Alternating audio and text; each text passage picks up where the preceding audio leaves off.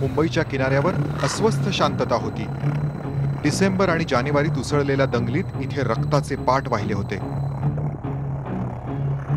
त्यामुळे वरवर दिसणारी ही शांतता वादळापूर्वीचीच होती. हे वादळ येत होतं याच अरबी समुद्राच्या मार्गाने.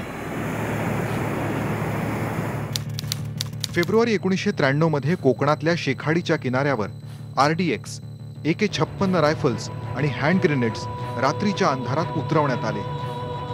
प्लॅन होता मुंबईसह 4 शहरांमध्ये साखळी स्फोट घडवून भारतात हाहाकार माजवण्याचा.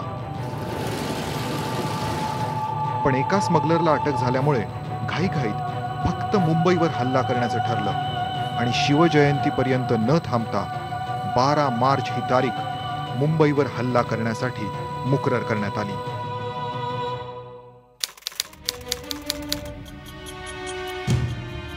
माहीममधल्या अल हुसैनी बिल्डिंगमध्ये लगबग सुरू होती. दाऊद इब्राहिमचा विश्वासू सहकारी टायगर मेमन आणि त्याचा भाऊ याकूब मेमन यांच्या मालकीचे या बिल्डिंगमध्ये 4 फ्लॅट्स होते. काही दिवसांपूर्वीच कॅश देऊन विकत घेतलेल्या व्हॅन्स आणि स्कूटर्समध्ये RDX भरण्याचं काम इथे सुरू होतं. ठरल्याप्रमाणे गाड्या निघाल्या. ट्रॅफिकमधून मार्ग काढत जागच्या जागी पोहोचवण्यात आल्या.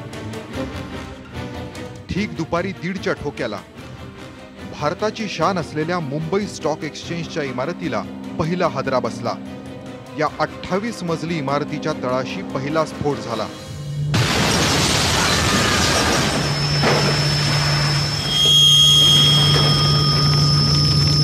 आणि गजबजलेला शेअर बाजार एका क्षणात सुन्न झाला.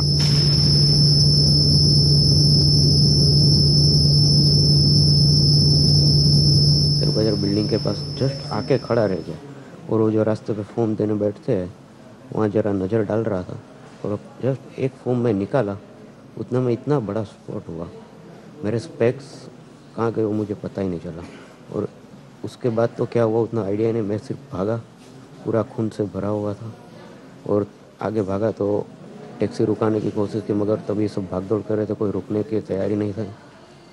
उसे किसी ने आगे एक कार रुकी हुई थी, उसने जोर बुलाया मुझे कि भाई चलो हॉस्पिटल में लेके जाते हैं. गाड़ी में जाकर देखा उसमें भी 2-3 आदमी और बैठे थे और तकदीर से उसी गाड़ी में बैठ के यहाँ पे आ गया.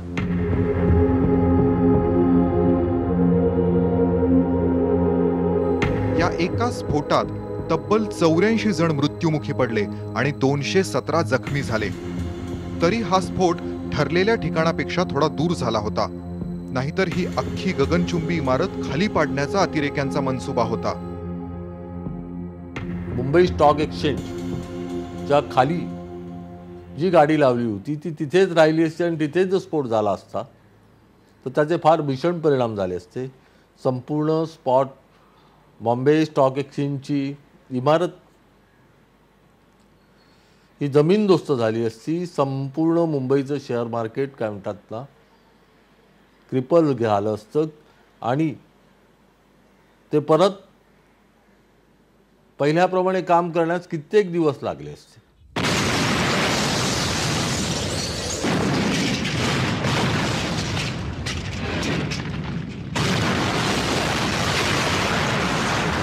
पुढच्या 2 तासात मुंबईत एकामागून एक 12 स्फोट झाले. 2:15च्या सुमारास नरसीनाथा स्ट्रीटवर झालेल्या स्फोटात 5 जण ठार झाले. 2:30 वाजता दादरच्या शिवसेना भवन समोर 4 जण ठार झाले तर 50 जखमी झाले. 2:33 एअर इंडियाच्या मुख्यालयाजवळ 20 जण ठार तर 87 जखमी झाले. 5वा स्फोट 2:45 वाजता माहीम कॉजवेला झाला. त्याच वेळी वरळीच्या सेंचुरी बाजारात झालेल्या स्फोटात 113 जण ठार झाले तर 227 जखमी झाले. 3 वाजता झवेरी बाजारात झालेल्या स्फोटात 17 जणांचे जीव गेले. वांद्र्याच्या सी रॉक हॉटेलात 8वा स्फोट झाला. दादरच्या प्लाझा सिनेमाजवळ झालेल्या स्फोटात 10 जण ठार झाले. 10वा स्फोट 3:20 जुहूच्या सेंटॉर हॉटेलात झाला. 11वा स्फोट अंधेरीत सहार विमानतळावर झाला तर शेवटचा स्फोट 3:40 विमानतळातल्या सेंटॉर हॉटेलात झाला.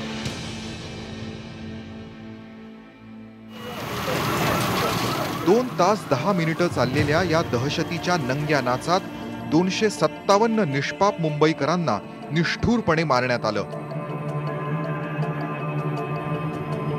हजारो लोक जखमी झाले.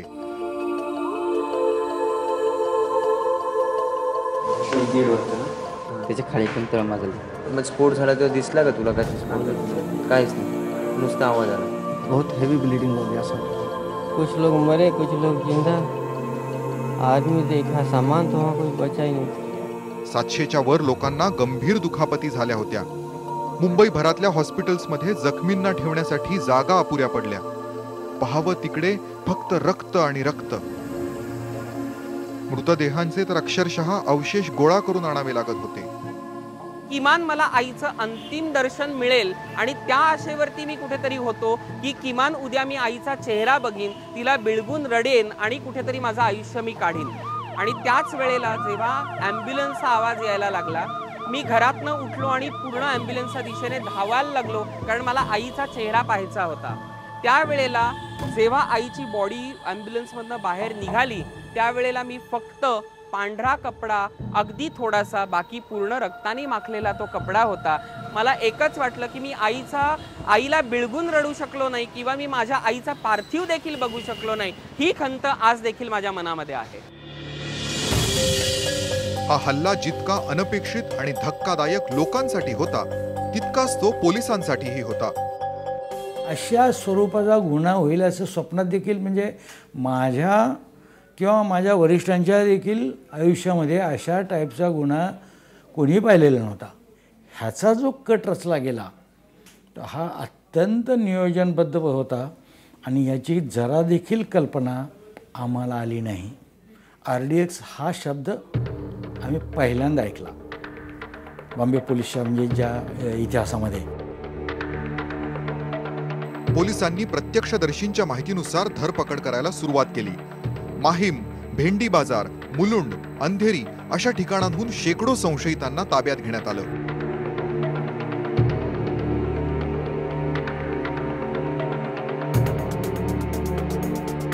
नुकतेच महाराष्ट्राचे मुख्यमंत्री झालेले शरद पवार आणि देशाचे पंतप्रधान नरसिंह राव यांनी 24 तासांच्या आत घटनास्थळांची पाहणी केली आणि मुंबईकरांना विश्वास दिला की हल्ला करणारे सीमेपलीकडचे असले तरी त्यांना धडा शिकवला जाईल.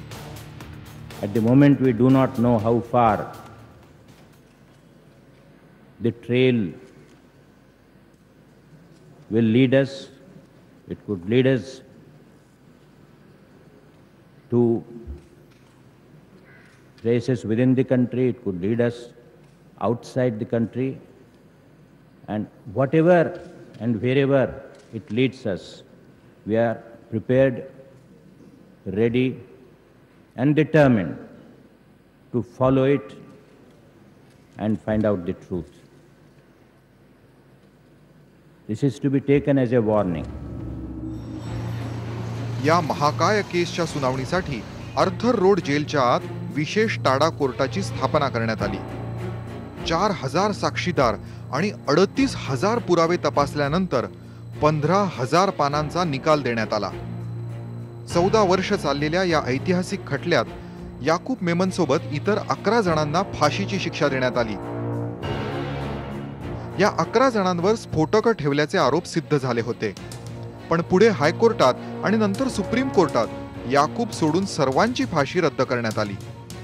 पुन्हा अशा घाणेरडी कृत्य, बॉम्बस्फोटासारखे कृत्य करण्यास कोणी धजावू नये म्हणून त्या प्लॅन्टर्सच्या विरुद्ध मी फाशी शिक्षा मागितली होती. कोदे साहेबांनी ती फाशी शिक्षा दिली देखील होती. अर्थात सर्वोच्च न्यायालयाने ती कमी करून जन्मठेपे तिचं रूपांतर केलं, कारण सर्वोच्च न्यायालयाने भेद असा केला की ज्यांनी प्लॅन केले बॉम्ब्स ते कटानुसार वागले, त्यांची दुय्यम भूमिका होती आणि म्हणून कटाचा सूत्रधार हा मुख्य प्रायमरी रिस्पॉन्स सर्वोच्च न्यायालयाने ठरवलं. त्यामुळे याकूबला फाशी ठोठावली. ज्यांनी अंमलबजावणी केली ते पकडले गेले, पण ज्यांनी कट रचला ते मुख्य आरोपी दाऊद इब्राहिम आणि टायगर मेमन अजूनही भारतीय तपास संस्थांच्या हाताबाहेर आहेत. ते पाकिस्तानात असल्याचा साधार संशय आहे. जेवढे काही कायदेशीर मार्ग आहेत ते सगळे मार्ग सरकारने पत्करलेले आहेत. त्यांना शत्रुराष्ट्राचा पाठिंबा आहे, त्यांना ते लपवून ठेवलेलं आहे. त्यांना इकडं पाठवणं त्यांना धोक्याचं वाटतं आहे की पुरा कॉन्स्पिरसी सगळी उघडली जाईल. त्यामुळं ते आम्हाला मिळालेले नाही आहेत. पण दाऊद, टायगर आणि याकूब यांनी मुळात हे स्फोट का घडवून आणले हे जाणून घेणं महत्वाचं आहे.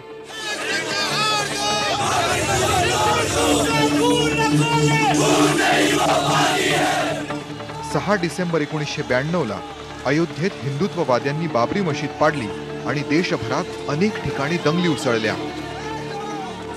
मुंबईत तर अक्षरशः वणवा पेटला. डिसेंबर 92 आणि जानेवारी 93 मध्ये मुंबईत झालेल्या दंगलीत 900 जणांचे जीव गेले. यातले 550 मुस्लिम होते. पण केवळ बाबरी आणि दंगलींचा बदला घेणं हे या स्फोटांचं मुख्य उद्दिष्ट नव्हतं. बदला घेण्यासाठी उतावीळ झालेल्या माथेफिरूंचा पाकिस्तानने वापर करून घेतला आणि नव्याने उभ्या राहत असलेल्या भारतीय अर्थव्यवस्थेच्या हृदयावरच हल्ला केला. बाबरी मशीद जी पाडली गेली त्यामध्ये एका विशिष्ट धर्मियाचे लोक दुखावले गेले. त्याचा सूड घेण्याकरता किंवा रायट्समध्ये विशिष्ट धर्मियांवर अत्याचार झाले त्याचा सूड घेण्याकरता हा कट रचण्यात आला. पुरावा बघता क्षणी हे मान्य ह्या गोष्टीचा जरूर वापर करण्यात आला. या गोष्टीचा वापर करून काही विशिष्ट धर्मियाच्या लोकांना त्यांच्या धर्माची शपथ घालून त्यांच्याकरवी ही कृत्य करून घेण्यात आली. परंतु प्रमुख उद्देश हा होता असं मानणं जरा कठीण वाटतं. कारण हे जे बॉम्ब ज्या ठिकाणी प्लांट करण्यात आले किंवा ज्या ठिकाणी यांचे स्फोट घडवून आणण्यात आले किंवा जिथे घडवून घेण्याचे हे करायचे होते याचा प्रमुख उद्देश जे मुंबईतील कमर्शियल ॲक्टिव्हिटी होती तिला खीळ बसावी होता असं वाटतं. ब्रेक नंतर पाहूया याकूब मेमनची स्फोटांमध्ये नेमकी काय भूमिका होती आणि त्याला फाशी का ठोठावण्यात आली.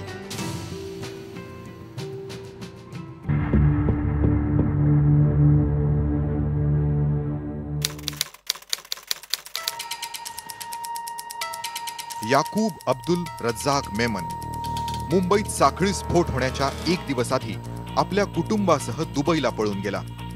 12 मार्चच्या दिवशी त्याच्याच माहीम मधल्या घरातून RDXने भरलेल्या गाड्या मुंबईभर पाठवण्यात आल्या.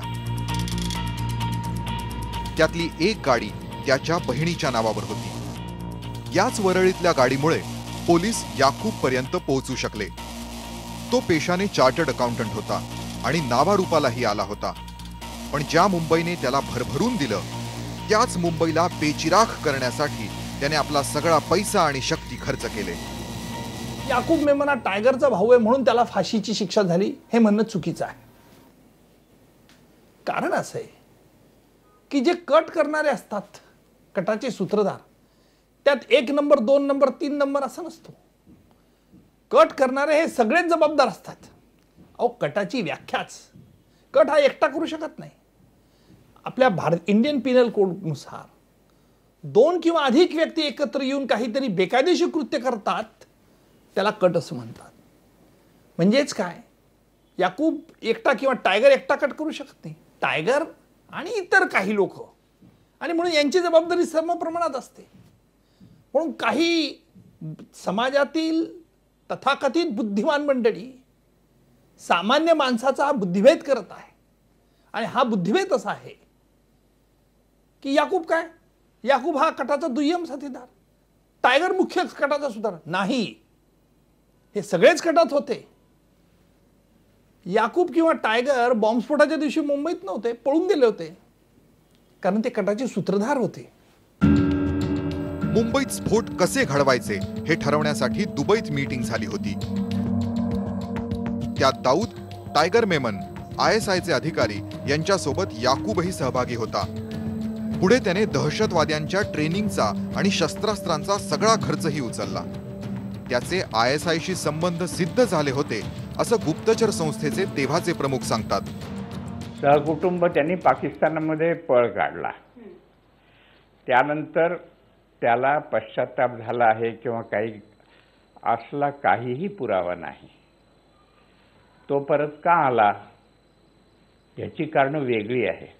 कारण तो सहकुटुंब तिकडे गेला, कराचीमध्ये त्यांना राहणं रुचलं नसेल. साहजिक आहे, मुंबईत राहिलेली ही माणसं त्याच्या कुटुंबाला कराचीत राहणं कसं शक्य आहे, तेव्हा कसे करून परत यावं बुवा. त्याला पोक्त सल्ला कोणी दिला असेल की बाबा रे तू परत जा आणि सगळी मदत कर, म्हणजे तुला शिक्षा कमी होईल. शिक्षा तर होणारच, पण ती कमी होईल. आणि असं म्हणून तो परत आला. तर म्हणून काही त्याच्यावरची शिक्षेचं प्रमाण कमी व्हावं नाही असा काही त्याच्यावरनं निष्कर्ष काढता नाही. पण हा निष्कर्ष न्यायालयाला काढता येतो, त्यांनी त्याच वेळेस करायला पाहिजे. याकूबला 1.5 वर्षानंतर सीबीआयने पकडलं. त्याने सरेंडर केलं आणि तपासात मदतही केली, म्हणून त्याची शिक्षा कमी करा अशी मागणी झाली. पण याचा एकही पुरावा कोर्टासमोर कधीही आला नाही.